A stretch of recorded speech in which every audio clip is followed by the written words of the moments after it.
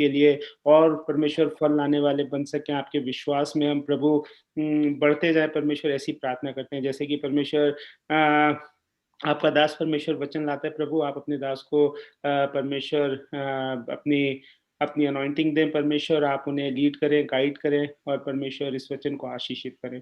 सारे समय को आपके हाथ में सौंपते हैं, सब कुछ माँगते हैं, उद्धार करते यीशु नाम से ग्रहण करें, आमीन। Amen. Amen. Okay, so Daniel is a very interesting book as we read different chapters, and we finished chapter 1. So we saw that Daniel and his friends, they were taken captive during the first invasion. And after that, there were 2 other invasions after which the Jerusalem was completely destroyed. So we see that how last week we saw how Daniel and his friends, they were indoctrinated before they can serve the king. And we also saw how Daniel purposed in his heart that he will not defile himself. So he took a stand for the Lord, even though everyone else was doing something. He was willing to take a stand for the Lord. And we see that Lord also blessed the position that he took. So we all face pressures in this world to go with the flow, but we see that Daniel was willing to go against the flow, and the Lord also blessed him at the end. And we saw that he was 10 times better compared to everyone else who went through the same training, and they also ate better food. Okay, and we finished in verse 21, which says that Daniel continued even unto the first year of King Cyrus. So that shows that the Lord was with him. Even though the kings changed, there were 2 other kings that came after Nebuchadnezzar, but the Lord was with Daniel, and he continued to enjoy the same position of honor under different kings. So we see that God was very faithful to Daniel till the very end, and it all began with the first step that he took in Daniel 1:8. And today we'll continue with chapter 2. And we see that the blessings continue to flow in the life of Daniel, and all of them could be attributed to the one step of obedience that he took in verse 2. So one important lesson that we learn is that even small steps that we take for the Lord, small steps of faithfulness, the Lord is keeping a watch, and he will reward us when the time comes. So we see in chapter 2 is actually the beginning of blessings in the life of Daniel, how he keeps getting elevated in that kingdom. He is recognized for his wisdom, even though he's a stranger in a foreign country. He's able to enjoy that status. So we'll start with verses 1 to 10, which speaks about the dream that the king had. And we see how the king made an unreasonable request, and how Daniel responded to the crisis, and how he was able to solve the problem. So in our life, we face different challenges. So one of the lessons is how can we deal with challenges in life? It may not be the same challenge, but the principle is the same, how we respond to challenges. And that is what we want to learn in terms of how we can apply what we are learning. So maybe someone can read verses 1 through 10, then we'll take a look at some questions.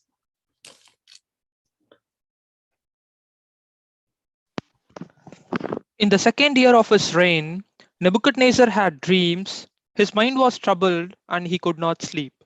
So the king summoned the magicians, enchanters, sorcerers, and astrologers to tell him what he had dreamed.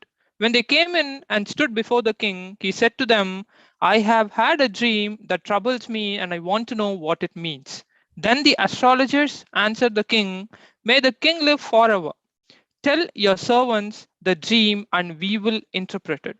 The king replied to the astrologers, "This is what I have firmly decided. If you do not tell me what my dream was and interpret it, I will have you cut into pieces and your houses turned into piles of rubble.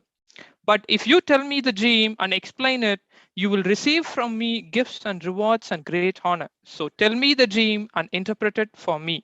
Once more they replied, Let the king tell his servants the dream, and we will interpret it. Then the king answered, I am certain that you are trying to gain time because you realize that this is what I have firmly decided. If you do not tell me the dream, there is only one penalty for you. You have conspired to tell me misleading and wicked things, hoping the situation will change. So then tell me the dream, and I will know that you can interpret for me. The astrologers answered the king, there is no one on earth who can do what the king asks. No, no king, however great and mighty, has ever asked such a thing of any magician or enchanter or astrologer. Can you also read 11? Yeah. What the king asks is too difficult. No one can reveal it to the king except the gods, and they do not live among humans. Yeah. Okay, so in this case, we read that the king had a dream. So all of us have dreams every night, but this seems like a different type of dream, right? So what was his reaction to the dream? He was not able to sleep, and he was much deeply troubled because of the dream. Yeah. So we don't know what he dreamed, but obviously it kind of shook him up. So he seems very troubled. He seems very restless. He's not able to go back to sleep when he recollects the dream. And here it says dreams, which suggests that it could be multiple dreams along the same theme, or it could be the same dream that he was repeatedly getting and which was kind of scaring him and keeping him restless. And maybe he reached a point where he was so restless that he was afraid to even go to sleep, because maybe he was afraid he's going to get the same dream again. So we know that he called the different people, the astrologers, sorcerers, and in King James it says Chaldeans. In NIV it says astrologers to show the dream. So what was the offer that the king made to all of these people? And these would be the people who went through the training in chapter 1, or they could have been part of that same group. But looks like Daniel was not in this group when he initially called all of these people. So maybe they were senior in rank or whatever, or they were more experienced. So the king approached a small group of people and he made an offer to them. So what was the offer that he made, or what was his request to them? They will receive gifts and great honor. Yeah. With me. Yeah. And what was the unreasonable request? They need to tell a dream and interpretation. So what will you say if your boss says, tell me what I dreamed last night? What will you think about your boss if you ask that? Maybe insane. Insane. You will think he's crazy, right? So your boss comes and says, tell me what dream I dreamed, what dream my children dreamed, and give us the interpretation. Then obviously you'll think he's crazy, right? But in this case, obviously because of the position that he enjoys and the power that he has, no one is able to tell him that what he's asking is really crazy, right? Really unreasonable. So they kind of try to beat around the bush by telling different things and trying to justify that it really cannot be done. And what is the Chaldeans' response or the astrologers' response? Yeah. And no one can bring it. Yeah. And what does it show about their understanding of God? Yeah. So they are saying God cannot live in the flesh. Yeah. Among the humans. Yeah. Is that true or wrong? False? False. False, right? So they have a very limited understanding of God. So they say that gods don't dwell among flesh. So we'll get through this. And okay, so we see that king is very troubled and restless. So we did see that people may have all kinds of comforts and power in this world, but that doesn't mean that they are not weak, they're not vulnerable, or they're not without peace. So we cannot really make out what people are going through just by looking at their position or by looking at the exterior. And the true peace only comes from the Lord, and it doesn't come from anything that this world provides. So peace is something internal that is given by God. That is why it says, I give you my peace, which the world cannot give. So the world can give us the authority of a king. It can give us that status and power, but it cannot give us peace. So he calls all of these people, and this is more for us. All of us go through periods when we might be anxious, we might be restless, and we might be sleepless during night. So how do we cope with it? Do any of you go through sleepless nights, and how do you cope with it? Or what causes sleeplessness? Anxiety, fear. Anxiety, fear, Thoughts. thoughts, yeah. Coffee. Coffee. Yeah, coffee keeps you sleepless. Yeah. Coffee kept me sleepless Monday night, actually. So, yes. Yeah, and we're also worried about the future. If you're a student, you might have a deadline. If you have a project that you need to finish, and your thoughts are racing because you're always thinking about that, and you're not able to put your mind at ease about what's going to happen tomorrow, or what are the unfinished tasks in your mind, or any kind of anxiety. So how do you cope with it? What is the coping mechanism that we have? So we can pray to God and we can listen songs. Mhm. Philippians 4:6, brother. Yes, yeah, Philippians 4:6.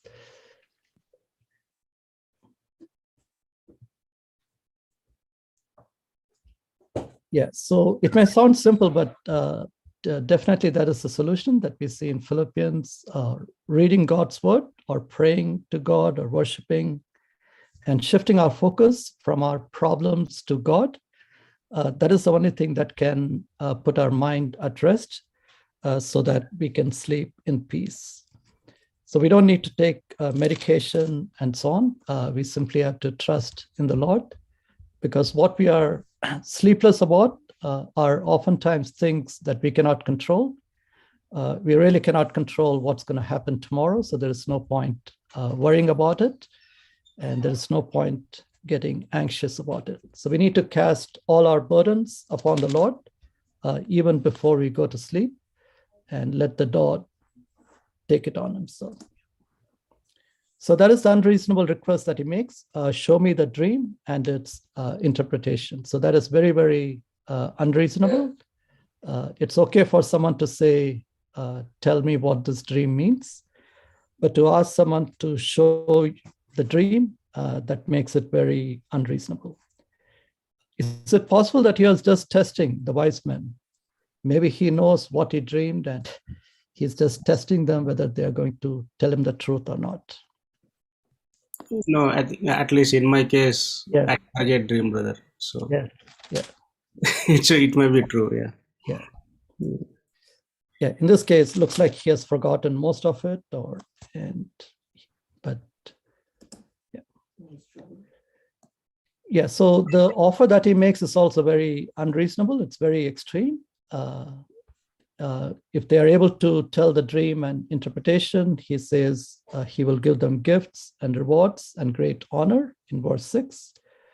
But if they're not able to do that, then he says he's going to kill all of them and destroy the places where they live.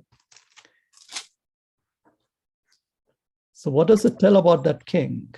And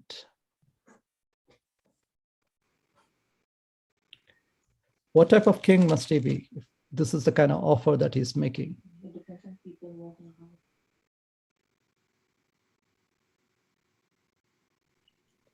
Looks Yeah. arrogant, brother. A little. Sorry? He seems a bit arrogant. Arrogant, yes. Yeah.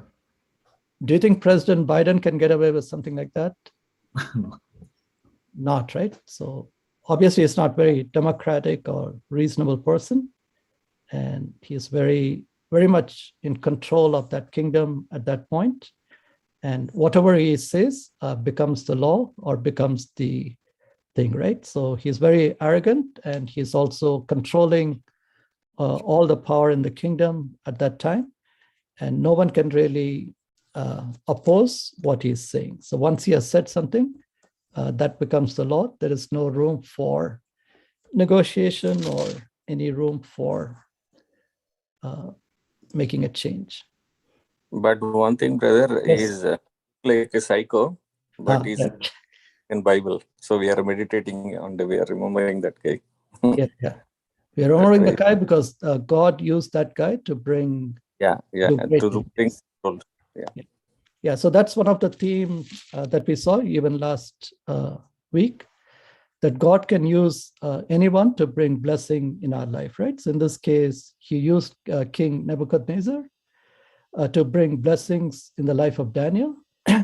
And we are also learning precious lessons because of this interaction that takes place between Nebuchadnezzar, who's the evil king, and Daniel, who's a child of God. So, and we read this in verse 11. They said the Chaldean or the astrologers, they say that what he's asking is impossible, and gods do not dwell among men. So their perception of God is very limited.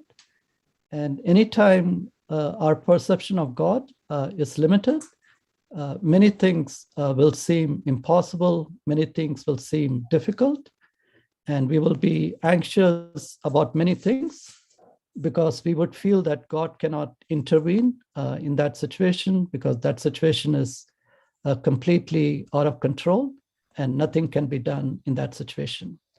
So that is a response of all of these people who are supposed to be very wise, who are supposed to be well trained. They think that situation is impossible. So how we deal with life situations, it really depends on our understanding of God and what attributes we associate with God in our personal life. But we read in the scriptures that God is able to make the impossible possible. We read in Luke 1:37, for with God nothing shall be impossible. And again in Luke 18:27, the things which are impossible with men are possible with God.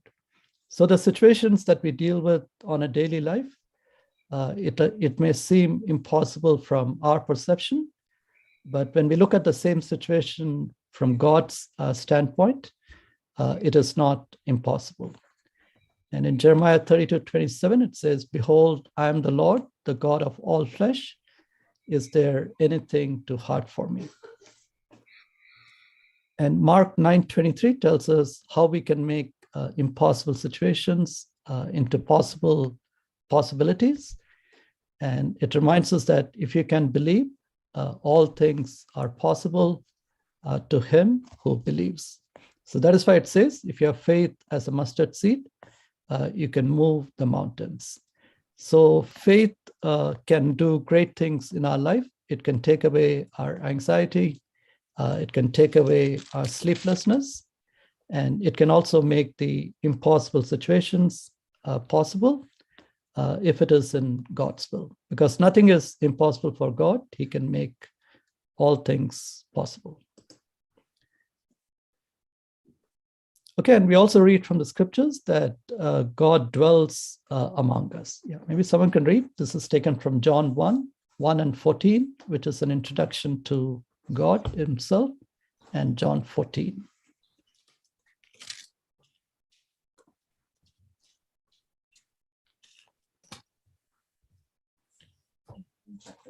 Yeah, maybe someone can read John 1, verse 1 and verse 14. In the beginning was the Word, and the Word was with God, and the Word was God. And the Word was made flesh and dwelt among us, and we beheld his glory, the glory as of the only begotten of the Father, full of grace and truth. Yeah. Okay, so that's how John introduces Lord Jesus Christ as the Word, and the Word became flesh, which is Lord Jesus Christ himself. and he dwelt among us. And before Lord Jesus Christ left the world, he told his disciples not to be anxious, not to be distressed, because he's going to again leave his presence with them. Yeah, if someone can read John 14, 16 and 23. And I will pray the Father, and he shall give you another comforter, that he may abide with you forever. Okay, so we have to ask ourselves whether we are like the Chaldeans who thought that God doesn't dwell among them and that thinks it is an impossible task, or do we believe that God is living among us? He is living within us, and because of that, we can also do great things. We can also do impossible things. So the reality of God is very important in our life. And when God is real in our life, we see that many problems and challenges that we face tend to go away, or we are in a better position to cope with all the challenges that we would face. Okay, we can read verse 12 and 13. Maybe we can read till 18.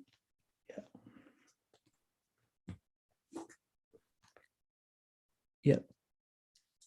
12 to 18, yes. This For made this the cause, king so angry and furious that he ordered the execution of all the wise men of Babylon. So the decree was issued to put the wise men to death, and men were sent to look for Daniel and his friends to put them to death. When Arioch, the commander of the king's guard, had gone out to put to death the wise men of Babylon, Daniel spoke to him with wisdom and tact. He asked the king's officer, why did the king issue such a harsh decree? Arioch then explained the matter to Daniel. At this, Daniel went into the king and asked for time so that he might interpret the dream for him. Then Daniel returned to his house and explained the matter to his friends Hananiah, Mishael, and Azariah. He urged them to plead for mercy from the God of heaven concerning this mystery, so that he and his friends might not be executed with the rest of the wise men of Babylon. Yeah. Okay, so here we see that the king is reacting to Chaldean's response. When Chaldean says that they cannot resolve it because it's an impossible task, and it can only be done by God, but God doesn't dwell among men. So it is an impossible situation. And he is very upset. He is very furious, as we read, and he issues a very hasty and irrational decree. He says all wise men to be executed. So he's not only going to execute the people that he spoke to, but he's going to execute all the wise men in the kingdom because he feels that they are of no use if they cannot do what he wants them to do. Or so he's going to simply not just fire them, but have them all killed. So that again shows that he is very hasty and very irrational, very arrogant, very self-centered. And again, it shows very poor leadership, and it shows very character that is not good for a leader. If you're impatient and if you're not able to make good decisions, then obviously that makes you a poor leader. Yeah. So what was he hoping to accomplish by killing all the wise men? What would be the outcome of that?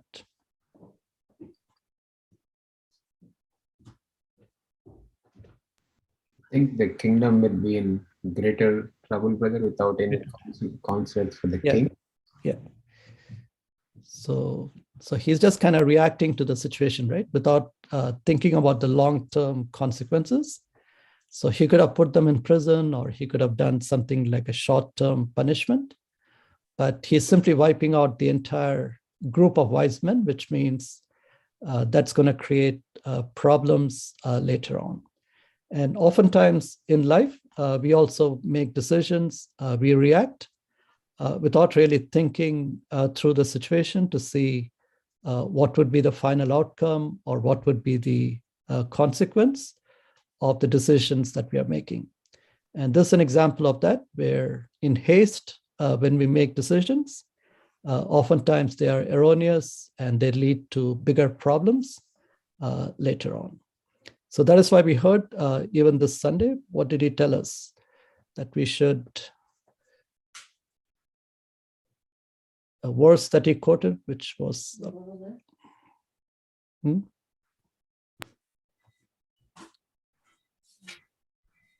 About Isaac, brother?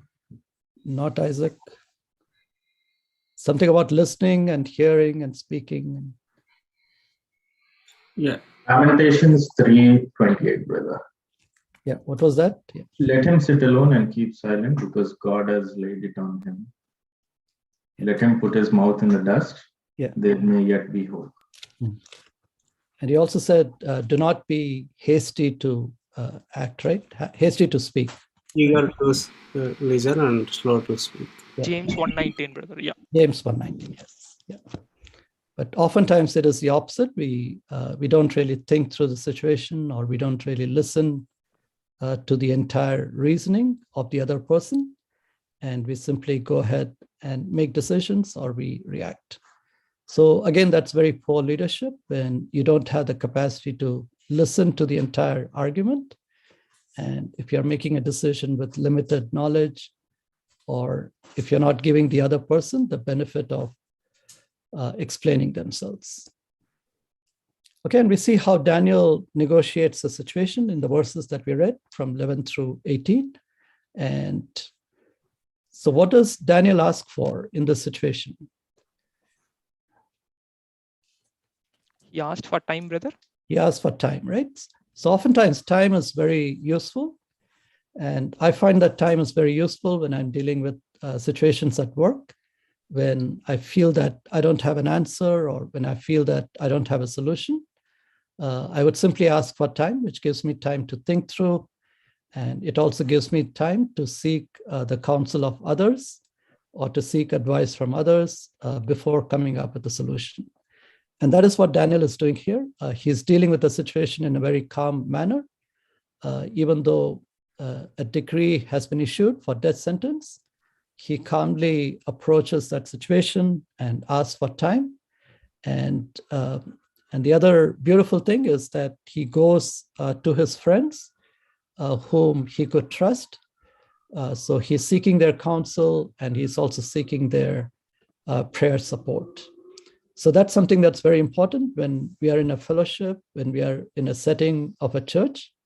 We are never alone when it comes to dealing with crisis. So we don't have to make a decision on our own when we are not sure how to proceed. We should seek the counsel of other brothers and sisters and ask them to pray so that they also can help us in making the right decision.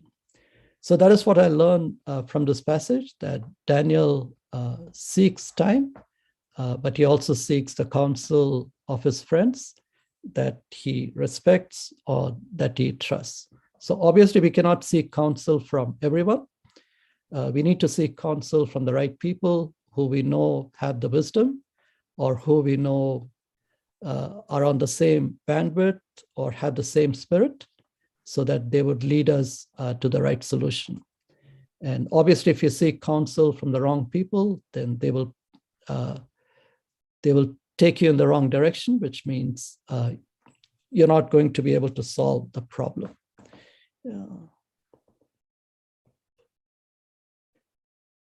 So what did Daniel tell the king? Did Daniel tell the king that I will try to come up with a response, or did he say I will definitely come back with a solution?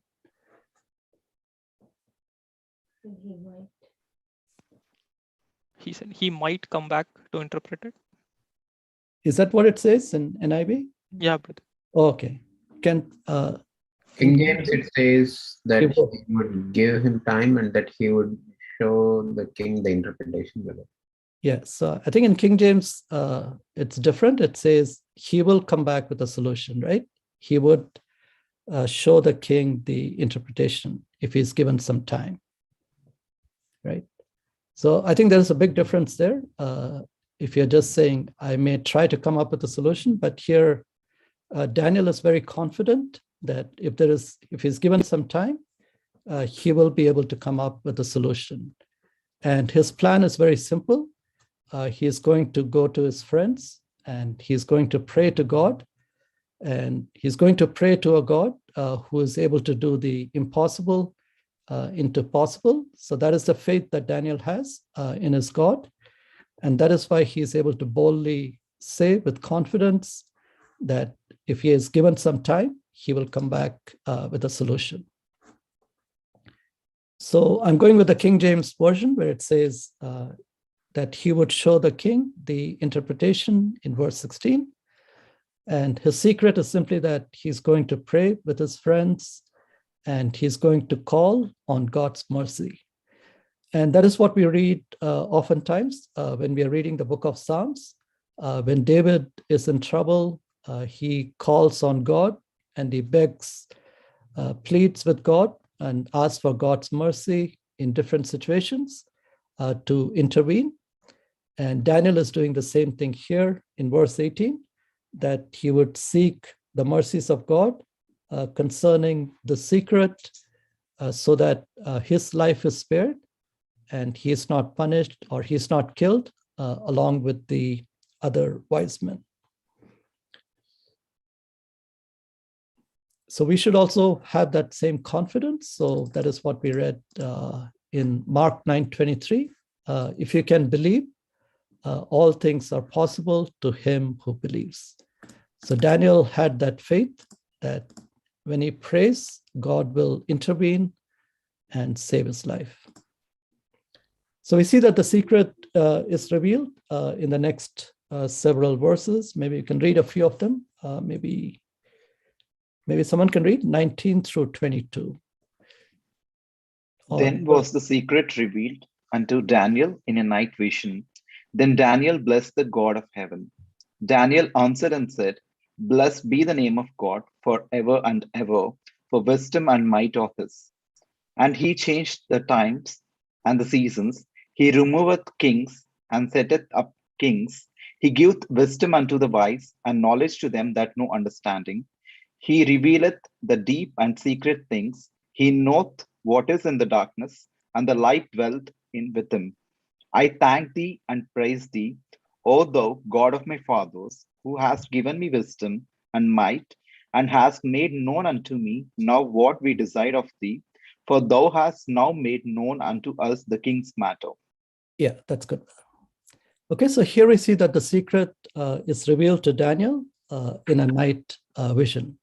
So he was facing a major crisis and impossible situation.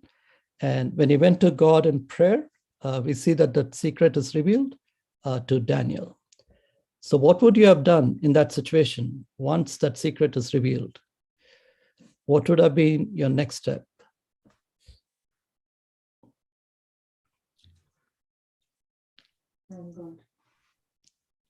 Yeah, it's quite possible that we might have just run directly to the king and say that we have gotten this revelation.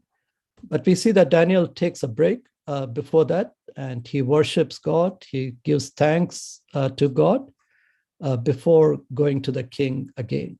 So oftentimes that may be missing in our life.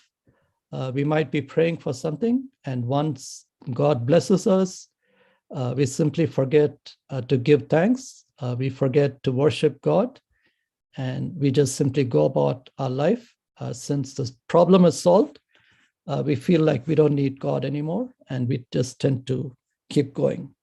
But that is not the case with Daniel. We see that he takes a break, he pauses to worship God and bless him. Yeah. And we see the worship in the verses that we read. He recognizes certain attributes of God, that God is wise and powerful. God appoints and disposes leaders. So God is the one who changes leadership. He's the one who changes kings. Since God is in complete control of everything that is happening in this world, whether they are heathen kings or not, God is still behind everything. And he recognizes that God is the one who reveals secrets. He knows everything from the beginning till the end. So it is not a challenge for him. If you ask him what's going to happen in 2050, God already knows because he knows everything. And he commands the time and the seasons, right from the rising of the sun till the setting. Everything is in God's control every day, every week, every month, and every season. And he's the one who gives us wisdom and knowledge. And again, we read that in Colossians. So if you're lacking wisdom, if you're lacking knowledge, we know where we should go when we are seeking that. And God is the one who's worthy of eternal worship. So that is why the worship continues, even in the book of Revelation, where we see the picture of heavens, where we see the picture of New Jerusalem. So we see that there is a beautiful worship right in this passage, even though the focus is on the dream, but we see that Daniel takes some time to worship God, even though he's still in exile, he's still in bondage. And so instead of running directly to the king, he worships God. And sometimes it's very hard to worship God when you're captive and you're in a strange land. And that is why in Psalm 137, 1-4, it says, by the rivers of Babylon, where we sat down, we wept when we remembered Zion. And how can we sing the Lord's song in a strange land? So we might be in different types of bondage. We might be free, but we might be in bondage to our thoughts. We might be in bondage to different types of anxiety or challenges in our life. And we also may ask the same thing, how can we sing the Lord's song in a strange land? But our worship should not be defined by our circumstances. It should not be defined by the challenges that we face. Rather, as we saw on Sunday, true worship does not depend upon location. It does not depend upon the circumstances. It simply depends on the truth that we know. And that is the truth that Daniel is pointing us out here. So no matter what's happening in our life, God is unchanging. He is still powerful. He is still the source of wisdom. And he is still the source of the one who controls everything. So we can always worship him at all times. And this is not a good excuse for not being able to worship just because we are in bondage or just because we are going through some challenges in life. Or we don't need to be in a church to be able to worship. We don't need everybody to be singing so that we can be motivated to worship. Our worship should be based on the knowledge of God and the experience that we have of him in a personal way. And in verse 26, we see some errors that Arioch makes. He is the chief of king's captain. He's the captain of the king's guard. So in verse 26, what do you think are some of the mistakes he makes in the way he presents the picture? Someone can read 26. Yeah.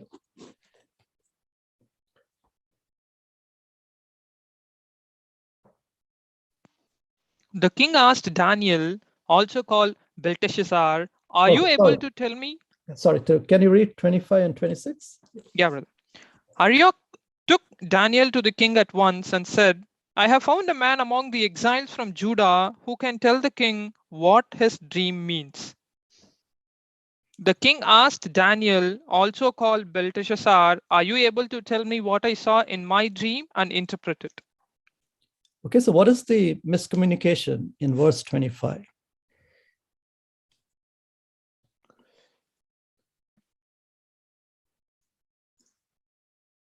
Talks only about the interpretation, brother.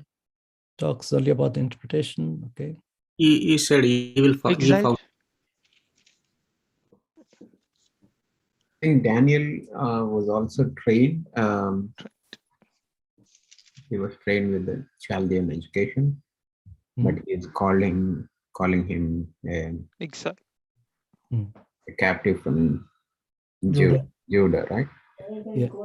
He's not calling him as a wise man or a counselor for the king. Did Arioch found Daniel or Daniel found Arioch? Yeah. So that was.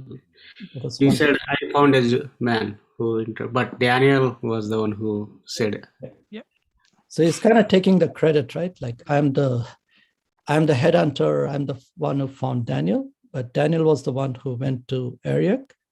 And the other mistake he makes is that he says Daniel has the capacity to interpret dreams, which is again not true. That shows his lack of understanding, which Daniel actually corrects. He gives the glory to God and says, "It is not I who has the knowledge, but it is God that I serve who revealeth secrets." So a lot of times people may miscommunicate the things. We see that in work situations where people may miscommunicate out of jealousy or out of different reasons.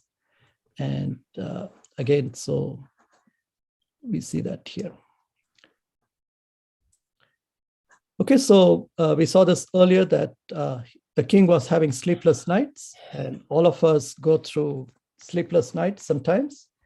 And sometimes it is due to the uncertainty that we face about the future.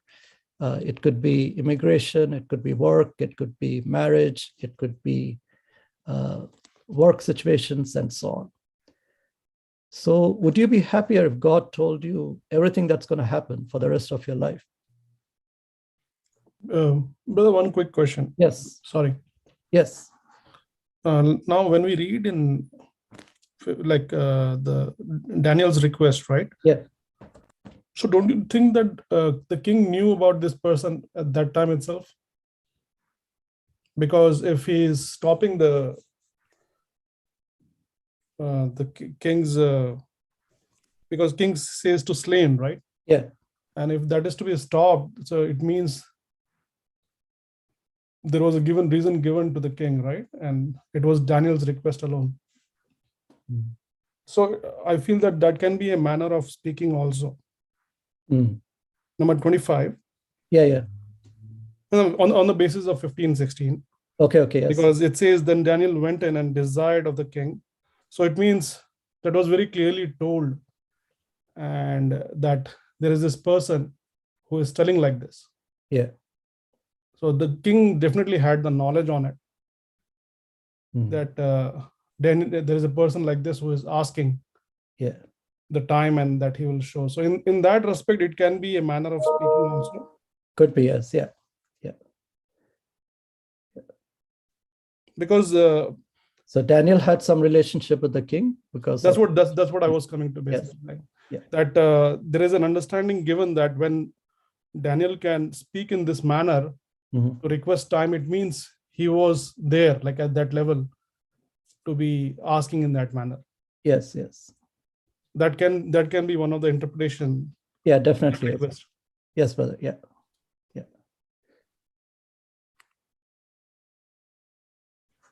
So coming to this question, would you be happier if God told you everything that's going to happen in the future? It's a hypothetical question, right? So if God were to tell you exactly what's going to happen tomorrow, day after tomorrow, 1 week from today, 2 weeks from today, and so on. Uncle, you're on mute, uncle. Uncle, you're on mute. So I said it all depends on your faith. If you really believe it has been already revealed, if you believe, be happy. It doesn't matter what situation we may be facing. Yeah. But you may act differently. Once you know what is future, you may start behaving in a different, opposite manner. Yeah. You never know. So, like sometimes we get into accidents, right? So if God told you you're going to get into an accident 10 minutes from now, you'll be so scared, right? Yeah. So I have this take on that, brother. Yeah. That God will tell you only when you are eligible. Yes. No, this is hypothetical. This that's what I'm telling you. Yeah. Like example, like giving in a situation where just going and telling to a normal person. Yeah. So I remember Paul in that case where he was told not to go to Jerusalem. And then also he goes. Then also he went, despite the dangers and everything else. So that was a different faith. It's a absolute beautiful faith. Yeah. But then also, like, God reveals him very clearly that he'll be bound in chains, right? So, like, I think there the eligibility plays a great role. Yeah, but you're right. God is wiser than us, and he will only reveal what we need to know at any given time. So there is no point trying to push to know everything, right? Because God in his own wisdom, he reveals things that we need to know at any given point. And a lot of our anxiety is driven by uncertainty, but God knows exactly when to take us out of it. So that's the conclusion where we see that there is a God in heaven who is able to reveal secrets. And that is why we say that we should always seek God's perfect will in every situation. We don't need to go to astrologers and magicians, or we don't need to read the forecast that comes out in newspapers and so on. We need to go to God, and he will reveal the secrets. But we know that all of these are very common and very popular even today. People like to go to different people to read their hands or astrology and so on to figure out exactly what's going to happen in the future. But there is only one person who knows the future, and that is God. So we'll stop here because the second part speaks about the interpretation of the dream that is covered in the remaining verses. Any other thoughts from the first part of chapter 2?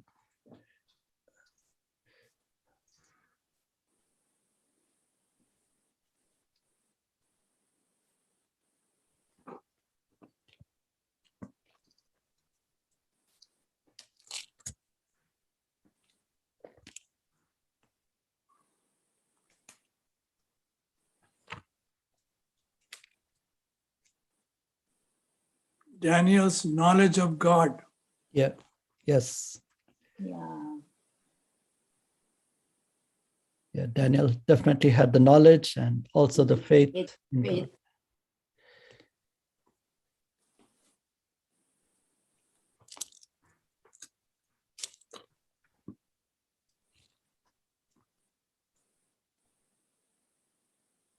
One thought I had, brother, with regard to when we were talking about the wisdom of the king. Yeah. And the way he reacted to the situation of killing all the wise people. The understanding, what I gained was like that for him to behave like that, there was a purpose of God. Because God itself controls everything. Because if you read about the dream, one of the things is like he is posted as a very at a very good level. That king was posted as a very good level, and even Daniel interprets the same. Yeah. So I felt that God is controlling so that Daniel comes in the picture more clearly. Yeah. Because of the faith, like God works in very different ways, right? Yes, God is essentially creating a situation for Daniel to be elevated, right? Yeah, that's what I feel like that because that is true. Yes. For the king itself, for him to reach at that level, he would not have been a very stupid king. Like that's what I'm thinking. He would have some kind of mind. Definitely, he would have had. For Chaldeans were that he is the one who brought Chaldeans into the picture, right? So I was thinking like that. God has a clear-cut plan in that for Daniel and even for his friends. And in 17th, like we did talk on that thing, the importance of fellowship. Yes. It was he recognizes it so clearly. Yeah, I think that's a very important point in this. Yeah. One is God creating a situation for Daniel to be elevated, and that is one of the focus. Even in a strange land, God is able to create situations so that Daniel gets recognized, right? And it goes back to the step of obedience that he took in Daniel 1:8 that we read. He took a stand, and from there the blessings begin. So all of us are in a secular environment, right, where we may not have bosses who are Christians, but God is able to use them even in those situations to bring out the best in us or to elevate us depending on God's will, right? So yeah, and the second point is also important, where Daniel sees the value of that fellowship, right, with his friends. So obviously he knew those friends from back in Jerusalem. So he had that context. And they were the same three people who took the stand of not eating king's food. So he knew their character. And so he doesn't go to anyone else but the three of them. So that's a good lesson to learn. So yeah, oftentimes we don't do that. When we are in seeking counsel, we tend to go to people of convenience or people that we talk to all the time, whatever, right? So, but if you're looking for wisdom, you need to look for wise people, right? If you're looking for coffee, you go to Starbucks and Dunkin'. So if you're looking for wisdom, good analogy. Right? So whatever you're looking for, you need to go to that place, right? If you're shopping for something, you need to go to that specific shop to get that thing, right? So you're not going to get dosas in Starbucks, right? So fellowship is very important. So we should keep that strong, and we should keep it as an important part of our life. I was thinking one day, brother. One day what? Starbucks sells uttapam. That would be good.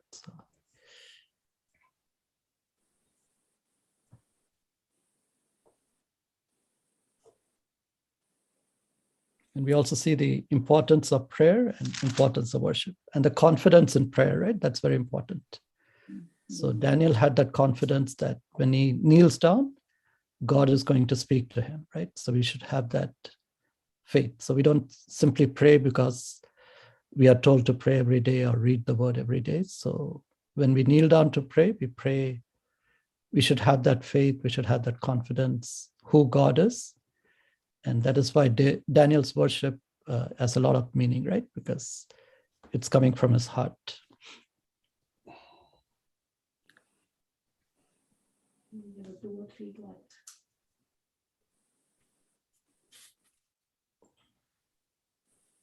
We can also say that Daniel did not fear the king, well. Yeah, he did not fear the king. Yeah, fear the king or the consequences. Nothing really moved him, right? Yeah. So yeah, that's also a lesson, because in real world, a lot of people try to intimidate us, right? Yeah. Because of their power or because of their position or because of the knowledge that they have. But he that is in us is greater than what's in the world, right? So we should not be afraid of people. We should not be afraid of circumstances. We should not be afraid of our enemies or our challenges.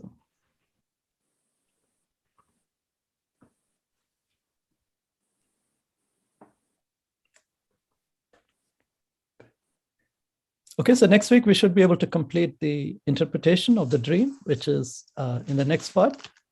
And chapter 2 actually goes with chapter 7, which in chapter 2, Daniel is interpreting the dream. And in chapter 7, you would read that Daniel has a similar dream, but the images are different, but they both correlate together. So they both speak about the future, chapter 2 and 7. So they kind of go in the same track.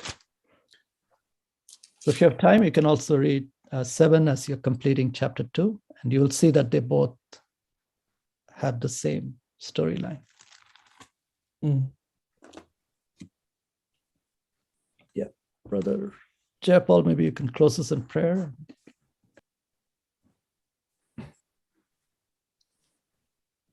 Loving Heavenly Father, thank you for helping us to hear from your heavenly throne and learn and study the meditation on Daniel chapter 2. Thank you for being a God who is so wise and who gives wisdom and knowledge to people who truly trust in you, who put their faith in you. Thank you for using King who is a Gentile, yet you have kept him in place to give honor and recognition to your name. Thank you for the life of Daniel and his three friends, Shadrach, Meshach, and Abednego. Lord, as we live in this world and exercise our faith in you in the places that we work, help us so that we may always take a stand like Daniel did, not to defile himself with the things that were offered in the king's table. And thank you for the great victory that Daniel and his friends could see. Help us so that we may always have the desire and the conviction in our heart to stay true to our conviction and to our belief. Help us to always cling on to the great and exceeding promises that you have given to us. Help us so that we may not be anxious, fearful about things that we know or not yet revealed to us. Help us so that we may truly be like Daniel, the way he negotiated with the king, asking for time and immediately going back and praying and seeking your divine intervention to know the dream and also to know the interpretation of the dream.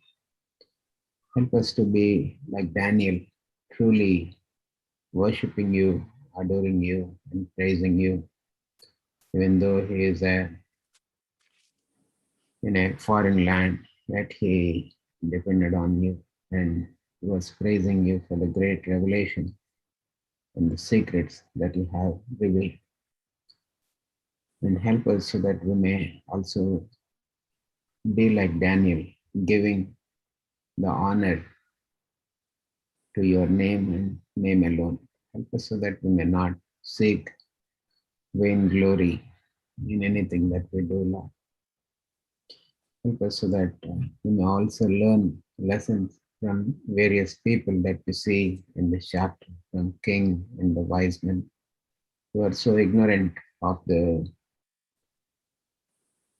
God and his indwelling presence in the life of human beings. Lord, we pray that you would only help us to be mindful that you are the God who is omniscient, ever present in our lives. Whatever may be the situation and the trial and the circumstance we may be passing through, help us so that we may always trust in you and lean on your promises and live for your name, and also help us to glorify your name in everything that we do. Thank you for helping brother to meditate and share the word, and you only help each one of us to truly appropriate the meaning of the scriptures and also live according to it and live like Daniel and his friends and also pray like him and also worship like Daniel. Thank you once again. I ask these few words in the precious name of our Lord and Savior Jesus Christ. Amen. Amen. Amen. Amen.